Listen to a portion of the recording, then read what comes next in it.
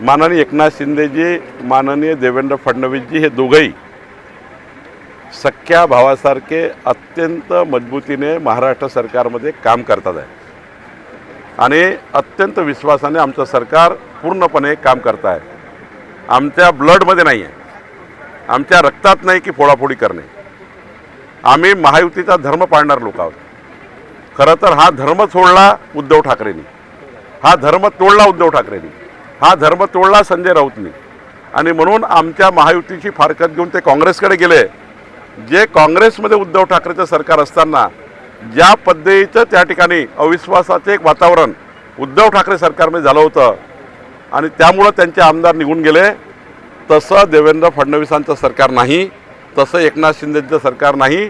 217 आमदारांचं प्रचंड मजबूतीचं सरकार महाराष्ट्रात आहे, जे एक मताने एक दिलाने काम करत आहे.